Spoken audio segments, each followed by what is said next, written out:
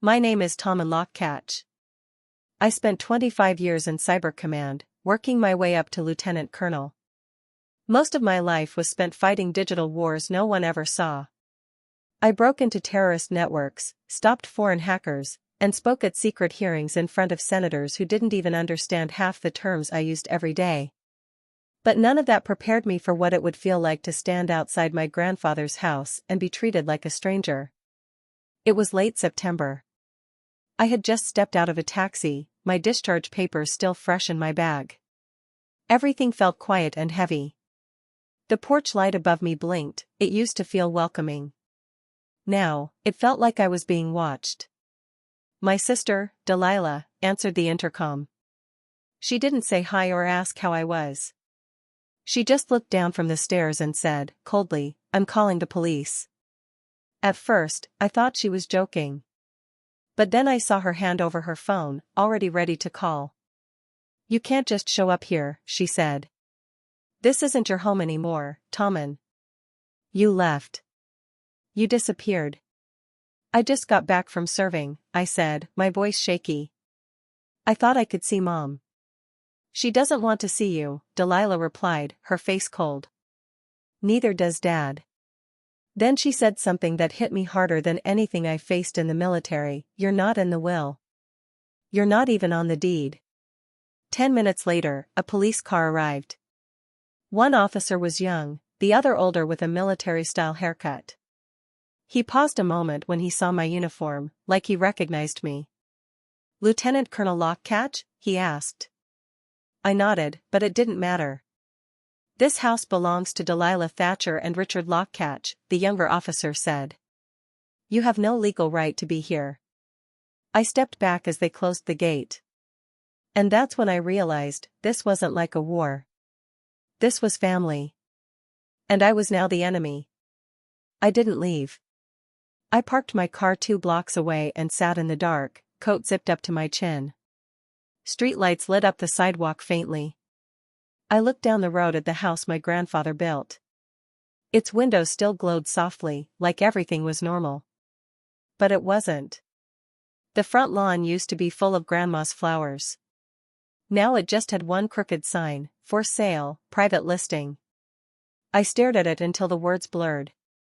I hadn't cried in years, not during deployments, not when we lost friends, not when I came home to an empty apartment. But that night, something inside me broke.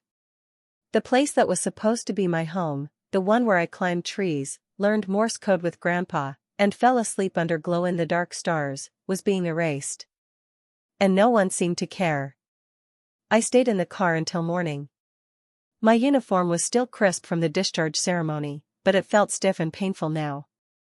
I watched as lights turned on inside the house. A figure moved in the living room. I knew that posture before I saw the face. My father, still slim, still proud. He never once looked out toward the street. I pulled out my phone. I wasn't sure what I was hoping for, a message from Mom, maybe some sign that someone still remembered me. But there was only one new message. No name, just "Return to base. There's nothing here for you." I let the phone fall into the cup holder and stared at the dashboard until the sun edged above the rooftops.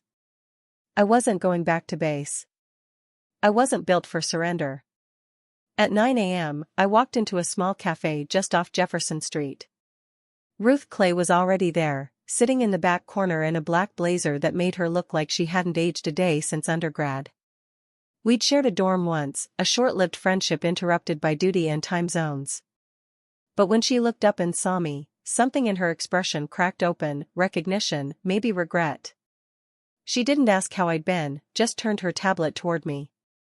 "Thought you might want to see this," she said. On the screen was a real estate listing, 1450 Windmere Lane, my grandfather's address, listed under Raven Crest Holdings LLC. "I didn't sign anything," I said. She nodded. "That's what I figured." She tapped again, revealing a property transfer filed 3 months ago. My name, Tamun Lockach, appeared on the seller line. "That's not my signature." "No," she said quietly. "It's not. But we're going to prove that." And just like that, my battle had a shape, a war not on foreign soil, but buried deep in family lies, forged ink, and one stolen home. And I was ready to fight. We sat in silence for a few minutes, the hum of the cafe soft against the clatter of coffee cups. Ruth had already pulled up half a dozen documents, property transfers, notary stamps, filing records. She moved like a lawyer who'd done this before. I, on the other hand, felt like I was learning a new language, one that used betrayal as punctuation. This notary, she said, tapping the corner of the screen, was suspended last year for falsifying DMV affidavits. Same signature shows up on your deed transfer. My jaw clenched. So, they didn't just steal the house. They planned this. They did more than plan it, Ruth said, flipping to another file. They moved fast, and they made it look clean. I shook my head. Delilah said I wasn't on the deed, that I'd been cut out of the will. Ruth looked at me carefully.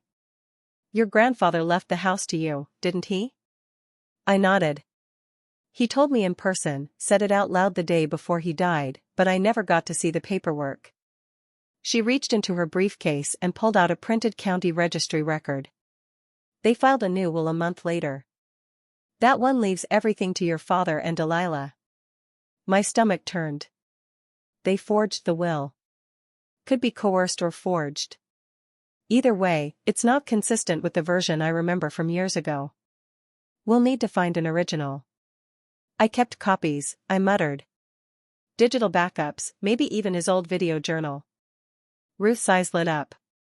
If we find even one inconsistency, timestamps, handwriting, witness credentials, that's enough to open a civil claim. I leaned back in my chair. They told me to my face that I didn't matter, that the house wasn't mine. And now I find out they buried a trail of fake documents under a shell company. Ravencrest is the buffer, Ruth said. Brian Calloway's name shows up on Associated Logistics filings. My hand stiffened. Delilah's husband. Yep. Works in supply chain, right? International freight. Always traveling. Never clear about where. Ruth opened her legal pad and began jotting notes. I'll file an injunction to freeze the title.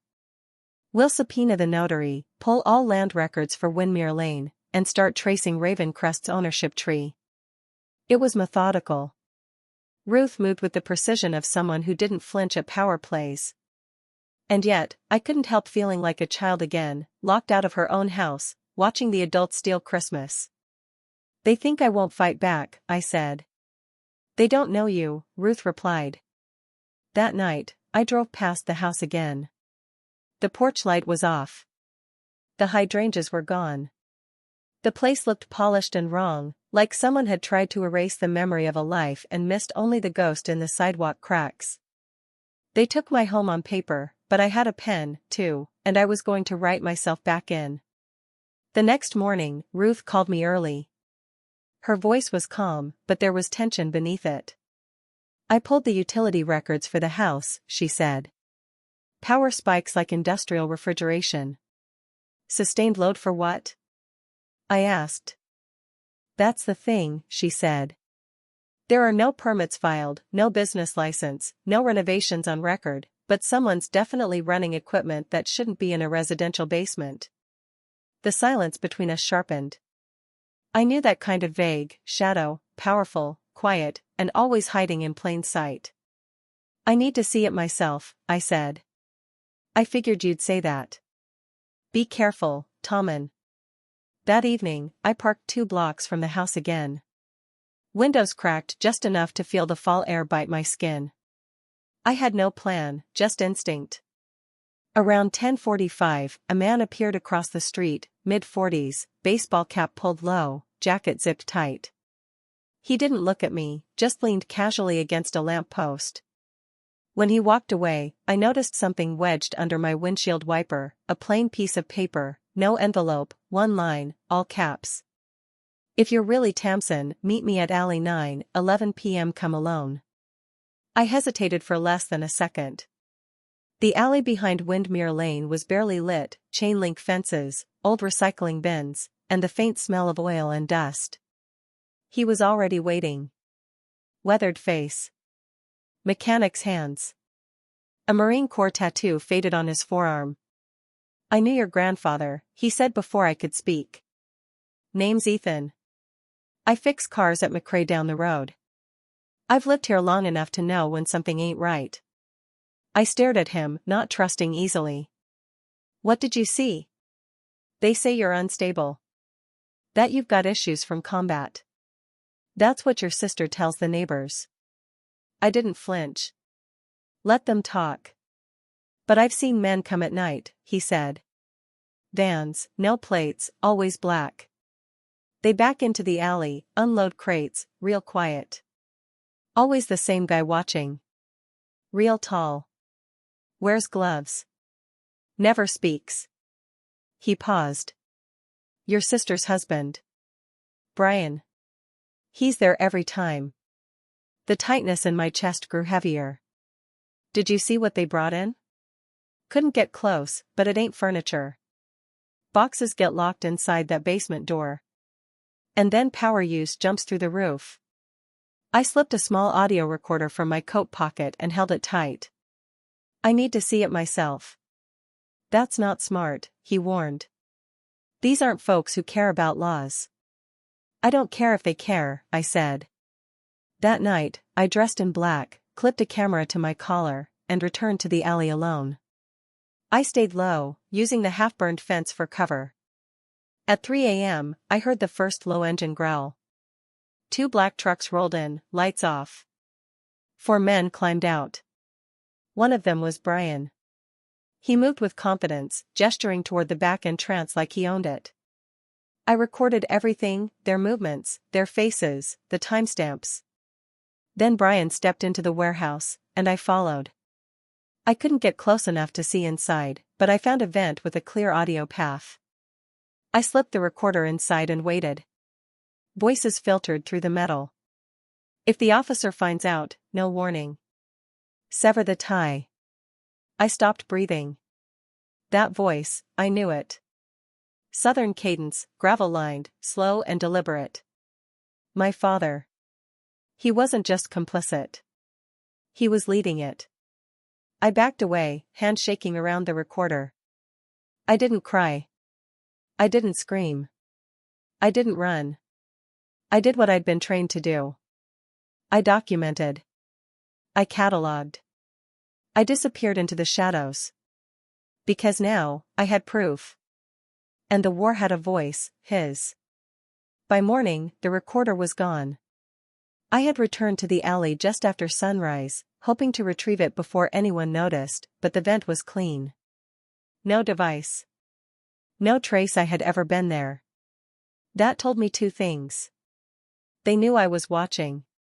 And they were watching back. An hour later, I got the message. No name. No greeting. You're playing with fire. I have your military psych file. Want to see what it says about you? I stared at the screen, breath frozen, heart hammering. Whoever sent it had access to restricted archives, and they wanted me rattled. But they underestimated what kind of soldier I was. I didn't delete the message. I forwarded it to Ruth and to Isaac Ing, a cybersecurity analyst I'd served with during a joint task force in Ramstein. We hadn't spoken in 2 years, but he replied in 6 minutes. Pull everything. Start building the chain. Don't wait. That night, my apartment turned into a war room. I powered up 2 laptops, a backup server, and 3 encrypted drives.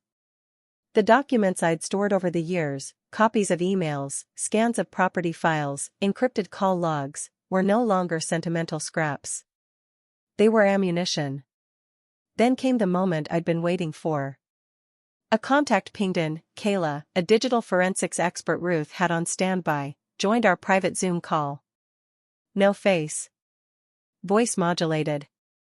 She specialized in scrubbing the lies others left behind. I got your data packet, she said. Nice encryption. Let's see what the liars missed. She dove into IP logs, metadata chains, financial timestamps. Isaac traced shell company transactions. Within hours, they had a map. Raven Crest. Brian's logistics firm. Delilah's personal account.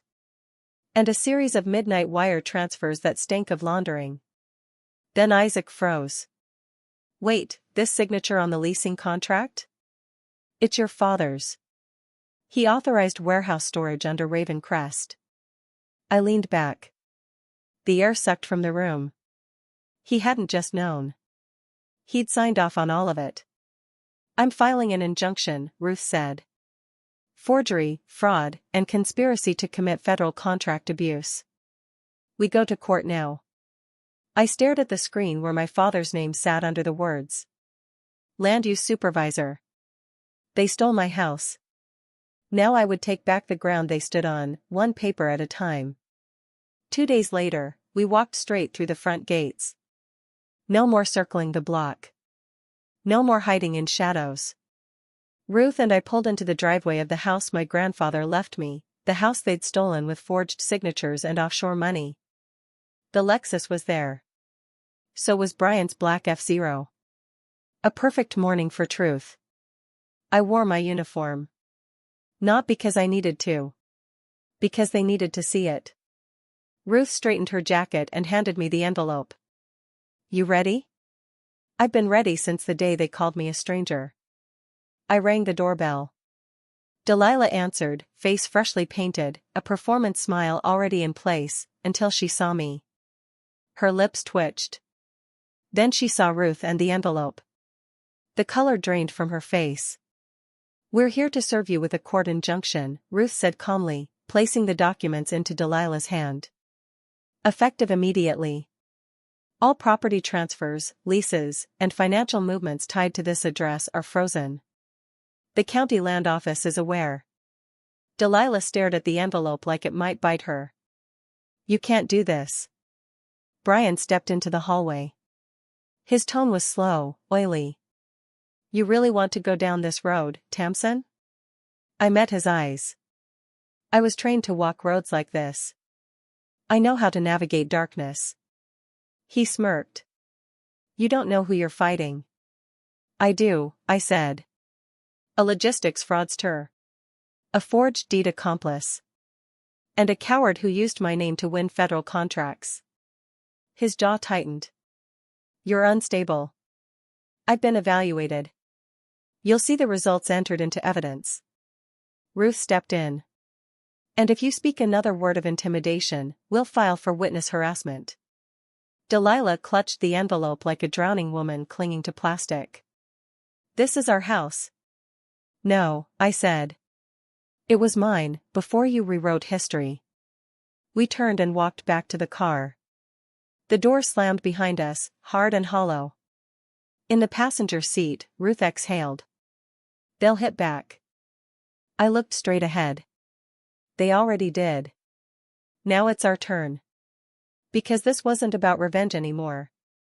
It was about reclamation, of land, of truth, of a name they tried to erase. The courtroom was quiet. No yelling, no drama, just the calm, serious process of federal law. I sat behind the witness table in my uniform. My back was straight, my medals neat, and my eyes steady. When the prosecutor asked me what happened, I didn't hesitate. They faked my signature on a document that gave away my grandfather's house, I said. They made fake money trails, used fake companies to move government money, and even used my military codes to get contracts they didn't qualify for. Delilah stared at her hands. Brian kept whispering to his lawyer. My dad, Richard, stared past me, like if he didn't look at me, maybe it wouldn't feel real. But it was real. The judge looked at every piece of proof, the signature mismatches, the computer logs, the bank transfers, the suspended notary, and a voice recording. My father's voice. Rough, and impossible to mistake. If the officer finds out, cut him off. Then came the most important question. Colonel Lockach, the prosecutor said, do you believe this was done on purpose? Yes, I answered. They didn't just try to erase me. They used my name to build their success, and kept quiet while doing it. The court gave its ruling. Delilah, 6 years. Brian, 8 years. Richard Lockach, 10 years. No chance for early release. No loud reactions. Just silence, followed by the sound of their futures breaking. They thought no one would ever find out. Outside, reporters waited. I didn't speak to them, but I saw others standing there. Veterans. Some wore old uniforms. Some leaned on canes. Some just nodded quietly as I walked past. One man reached out his hand. "Colonel Locke," he said. "You reminded them we're still here." I nodded. "We're not invisible." A few weeks later, I visited the Defense Service Library. It smelled like stone and quiet pride. There, on the black granite wall of honor, I saw my name. Colonel Tamun Lockach. Cyber Command, 1998 to 2023. No one could take that from me. Not my father. Not Delilah. Not anyone who tried to erase what I stood for. I stood for truth, not revenge. I left the courtroom without their house. Without their money. But I had my name. My honor. And the kind of justice that doesn't shout. It speaks through truth. And in that silence, I stood tall. Unshaken.